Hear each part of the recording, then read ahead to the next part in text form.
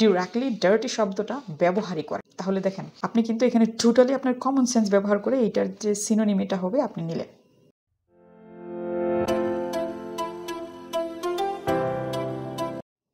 আশা করি সবাই ভালো আছেন। তো লিসেনিংয়ের উপর আমার অনেকগুলো ভিডিও দেওয়ার কথা আমি দিতে পারছি না, সময়ের স্বল্পতার কারণে। আমি আমার ফাইনাল সেমিস্টারে আছি, এই জন্য একটু ব্যস্ত আছি। আশা করি এপ্রিল থেকে আমি আবার ভিডিওতে রেগুলার হতে পারবো। যাই হোক, আমি আজকে বুক নাম্বার 19 থেকে টেস্ট নাম্বার 2 থেকে আপনাদেরকে একটি বক্স ম্যাচিং অথবা ইনফরমেশন ম্যাচিং যেটাই বলেন না কেন, এটা বক্স, এই বক্স এর ইনফরমেশনের সাথে এগুলো ম্যাচ করতে হবে। তো আমি এটাকে ইনফরমেশন ম্যাচিংও বলি। এটা আপনি কিভাবে করবেন এবং কতটুকু মনোযোগী হতে হবে এটা করার জন্য সেটা আপনাদের সাথে শেয়ার করছি। চলুন। তো আমি এখানে দেখেন স্ক্রিপ্ট নিচ্ছি। অলওয়েজ আপনারা এটা করবেন। আমি আপনাদেরকে একদম লাস্টে গিয়ে ট্রিক্স এবং টিপস বলে দিব যেগুলো ফলো করলে আপনি খুব সহজেই এটাতে ভালো করতে পারবেন। তো দেখুন, এই বক্স ম্যাচিংয়ে ভালো করতে হলে আপনাকে প্রথমেই যেটা করতে হবে, এইখানে যে 4টি বা 5টি অপশন দেয় পড়ার জন্য, সেগুলো প্রথমে পড়ে নিতে হবে। আর এগুলো অবশ্যই ওরা বলবে, কারণ এইগুলোর কোনো সিনোনিম বা সিনোনিমাস এক্সপ্রেশন ওরা ব্যবহার করতে পারবে না। একদম এই ওয়ার্ডগুলি ওরা ব্যবহার করবে: high heeled shoes, the ankle boots, the baby shoes, the trainers. অবশ্যই এই ওয়ার্ডগুলো ব্যবহার করবে। সো এইগুলো আপনার মাথায় রাখতে হবে। যতবার পারেন ততবার পড়ে নেবেন গিভেন টাইমে। তারপরে যেগুলো করবেন সেগুলো হচ্ছে এইগুলোর যতবার পড়া যায়, আমি দেখেছি প্রায় 2বার বা 2বারের মতো পড়া যায়। যদি 2বার পড়তে পারেন তাহলে ভালো। তারপরে আপনি অবশ্যই ওয়েট করবেন না যে এক্স্যাক্টলি এখানে যেমন one shoe was missing, the colour of one shoe had faded, one shoe had a hole in it, exactly এই কথাগুলো বলবে। একদম ধরেই নেবেন এইগুলোর একদম এমন সিনোনিম করবে যে আপনাকে কি করতে হবে, কমন সেন্স ব্যবহার করে সেই সিনোনিম এগুলোর সাথে মেলাতে হবে। তো কমন সেন্স কতটা জরুরি আইএলটিএস লিসেনিংয়ে সেটাই আপনাদেরকে বুঝিয়ে দিচ্ছি। তো আপনি যেটা করবেন, আপনি এটার লিসেনিং টেস্ট দিয়ে দিয়েছেন মনে করেন, দেওয়ার পরে আপনার কিন্তু কাজ আছে যে এখানে আপনার 2টো হলো, 1টি হলো, বা সব কয়টি হয়েছে, সব কয়টি কেন হলো, বা 2টো বা 1টি কেন হয়েছে, সেটিও আপনাকে আইডেন্টিফাই করতে হবে। যেমন আমি করেছি এখানে। তো আমি প্রথমে লিসেনিং টেস্ট দিয়েছি, দিয়ে আমার সবগুলো হয়েছে। হওয়ার পরে এখানে আমি আইডেন্টিফাই করছি যে কেন এগুলো হলো, বা এক্স্যাক্টলি কোন কোন বিষয়গুলো আমি বুঝতে পেরেছিলাম যার কারণে এই আনসারগুলো হয়েছে, আমি কিন্তু আইডেন্টিফাই করেছি। এবার আপনাদেরকে দেখিয়ে দিচ্ছি। তো আমি কি করেছি, আমি আনসার স্ক্রিপ্টটা নিয়ে নিয়েছি। আনসার স্ক্রিপ্টের এই জায়গায় দেখেন 25 নাম্বার লেখা আছে, এই যে 25। সো এই 25 নাম্বার কোয়েশ্চেনের আনসার এখানে আছে। তো এখানে লেখা আছে, এই শু সম্পর্কে কথা বলছে, বলার পরে যেখানে আনসার আছে সেটা বলছে, so the heels were so stained with mud and grass to resell them. তো অনেক কথার মধ্যে আমাদের আনসারটাও দিয়ে দিয়েছে, দ্য হাই হিলড শুজ, এটির আনসার হচ্ছে the shoes were too dirty. এই টু ডার্টিকে ওরা প্যারাফ্রেজিং করেছে, বলেছে too stained with mud and grass. দেখেন, কোনো জিনিস যদি মাড এবং গ্রাস মানে মাটি এবং গ্রাসের মধ্যে পড়ে থাকে অনেক দিন, সেটা কিন্তু অনেক ডার্টি হবে। সেই অর্থে এই শু হচ্ছে অনেক ডার্টি। ওরা বলেছে ডিরেক্টলি ডার্টি শব্দটা ব্যবহারই করেনি। তাহলে দেখেন আপনি কিন্তু এখানে টোটালি আপনার কমন সেন্স ব্যবহার করে এইটার যে সিনোনিম এটা হবে আপনি নিলেন। এভাবে আপনাকে কমন সেন্স ব্যবহার করতে হবে। নেক্সটে যাই, দ্য অ্যাঙ্কল বুটস। তো অ্যাঙ্কল বুটস এর আনসার হচ্ছে নাম্বার বি। তো নাম্বার বি দেখতে পাচ্ছি, the colour of one shoe had faded. এইটুকু শোনার জন্য আমরা ওয়েট করছি যে হ্যাঁ কালার নিয়ে কথা বলবে, এটা ফেডেড হয়ে গেছে সেটা নিয়ে কথা বলবে। কিন্তু এটাকে ওরা এমনভাবে সিনোনিমাস ওয়েতে এখানে বলেছে, আমি সিনোনিম বলবো না, আমি অবশ্যই সিনোনিমাস ওয়েতে বলবো। সিনোনিমাস ওয়েতে ওরা এটা বলেছে যে এখানে বলেছে দ্য কালার ফেডেড, এই অংশটুকুর এইভাবে বলেছে lighter shade left in the sun. তো আমি এটা সংক্ষেপে নিয়েছি, ডিটেলে কি বলেছে সেটা আমি দেখিয়ে দিচ্ছি আপনাদেরকে। তো বলেছে one of the shoes was much a lighter shade than the other one. একটা শু আরেকটা শু থেকে একটু লাইটার শেডে ছিল, and it had obviously been left in the sun. তো আপনি এখানে কমন সেন্স কাজে লাগান। কোনো জিনিস যদি সূর্যের তাপে বা সূর্যের আলোতে ফেলে রাখা হয় অনেক দিন, তাহলে সেটা কিন্তু ফেডেড হয়ে যায় কালার। সেই অর্থে এখানে সিনোনিমাস এক্সপ্রেশন হিসেবে নিয়ে হয়েছে the colour of one shoe faded, এখানে কিন্তু এটা নিয়ে হয়েছে। তো দ্য কালার ফেডেড এটার সিনোনিমাস এক্সপ্রেশন ব্যবহার করেছে lighter shade left in the sun. এভাবে আপনাকে চিন্তা করতে হবে।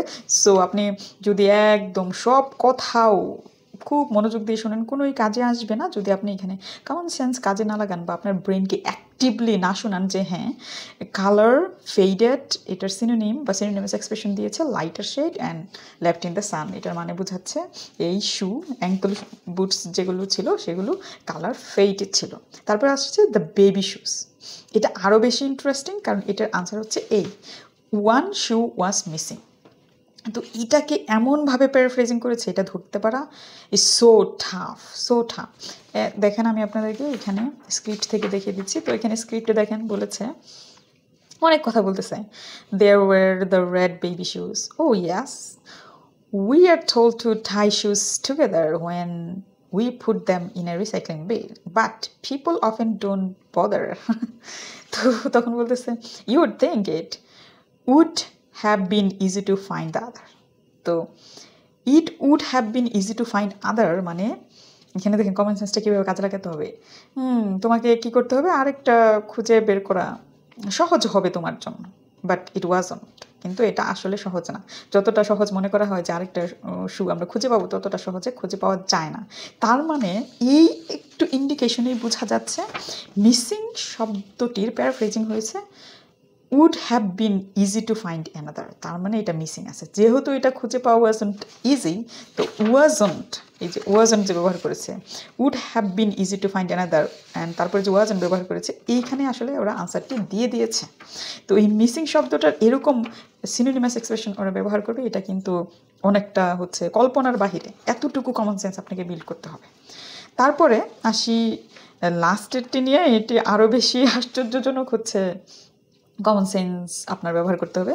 দ্য ট্রেইনার শুজ যেগুলো আছে সেগুলো নিয়ে ওরা বলেছে one shoe had a hole in it. তো নিশ্চয়ই আমরা ওয়েট করবো যে কখন বলবে হোল শব্দটি, নিশ্চয়ই বলবে, কিন্তু না, এখানে সব ওয়ার্ডস ওরা কিন্তু প্যারাফ্রেজিং করে ফেলে এবং এমনভাবে প্যারাফ্রেজিং করে যে সিনোনিমের ধারের কাছেও আসে না। এই জন্য আমি এগুলোর নাম দিয়েছি সিনোনিমাস এক্সপ্রেশন। তো এখানে বলে so worn and could not you could put your finger through it, মানে কোনো কিছুর ভিতর দিয়ে আঙুল আপনি দিতে পারবেন যদি ফুটা থাকে। সোজা কথা, এই শুয়ের মধ্যে এই হোলটা ছিল, গর্তটা ছিল কারণে যে সে বলতেছে you can put your finger through it, মানে আঙুল এক পাশ থেকে আরেক পাশে নেওয়া যাবে, এরকম বোঝাচ্ছে।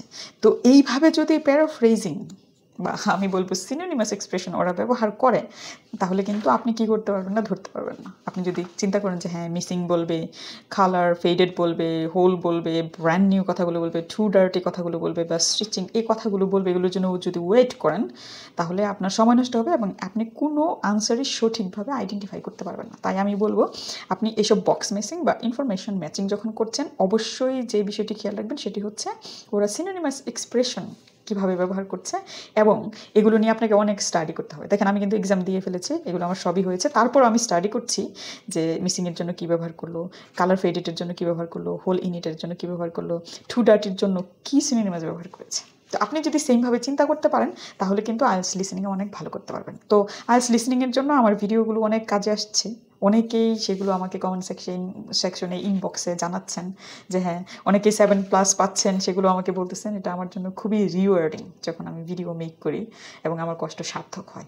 তো আইএলটিএস লিসেনিংয়ের বিভিন্ন সিক্রেট জানার জন্য আমার ভিডিওর জন্য কিন্তু আপনাকে ওয়েট করতে হচ্ছে, বিশেষ করে প্যারাফ্রেজিং, সিনোনিমাস এক্সপ্রেশন এবং টপ সিক্রেটসগুলো কী কী আছে যা কেউ শেয়ার করে না, সেজন্য কিন্তু আমার ভিডিওর জন্য আপনাকে ইগারলি ওয়েট করতে হয়। তো ওয়েট করেন, আমি যখন সময় পাই তখন ভিডিও দিই। আসলে আমি চেষ্টা করি সময় মতো ভিডিও দেওয়ার জন্য, কিন্তু সমস্যা তো থাকে। যাই হোক, আমি লিসেনিংয়ের ভিডিওর মাধ্যমে সমাধান দিচ্ছি, কিন্তু স্পিকিংয়ের জন্য আপনাদের একদম স্থায়ী সমাধান নিয়ে এসেছি। সেটি হচ্ছে আমার বই সবার জন্য আইএলটিএস স্পিকিং। যারা এই বইটি সংগ্রহ করেছেন তারা জানেন যে এই বইটি কতটা গুরুত্বপূর্ণ। আর এই বইয়ে কিন্তু আমি সব সিক্রেট একদম পার্ট 1-এর কি স্ট্র্যাটেজি মেনটেন করলে আপনি ভালো স্কোর তুলতে পারবেন, পার্ট 2-এ আইডিয়া জেনারেশন সবচেয়ে গুরুত্বপূর্ণ, এবং পার্ট 3-তেও কী ধরনের স্ট্রাকচার মেনটেন করে উত্তর দিলে আপনি ভালো মার্ক পাবেন সেটি নিয়ে কিন্তু আমি আলোচনা করেছি। আর এই বইয়ের সবচেয়ে গুরুত্বপূর্ণ বা ফোকাসিং পয়েন্ট হলো অ্যাডভান্স ভোকাবুলারি ইডিওমেটিক এক্সপ্রেশন, যেগুলোকে লেক্সিক্যালি সোর্স বলে, সেগুলোর বাংলা মিনিং সহ আমি ব্যবহার করেছি, এবং এইগুলোর টপিক স্পেসিফিক ওয়েতে ব্যবহার করে সেন্টেন্সে প্রয়োগ দেখিয়েছি।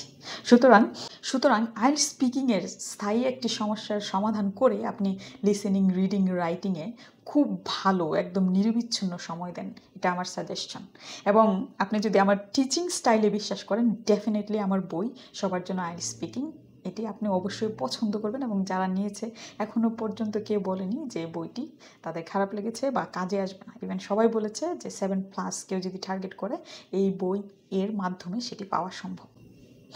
আর অবশ্যই কমেন্ট সেকশনে আমাকে জানাবেন যে এই লিসেনিং যে টিপস আজকে শেয়ার করলাম সেটি কেমন হয়েছে।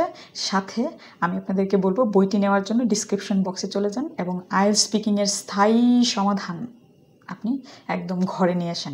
আর আরেকটি কথা আমি আপনাকে অবশ্যই বলবো, সেটি হচ্ছে আপনি যত দেরিতে এই বই কালেক্ট করবেন আপনি তত পিছিয়ে যাবেন। কেন জানেন?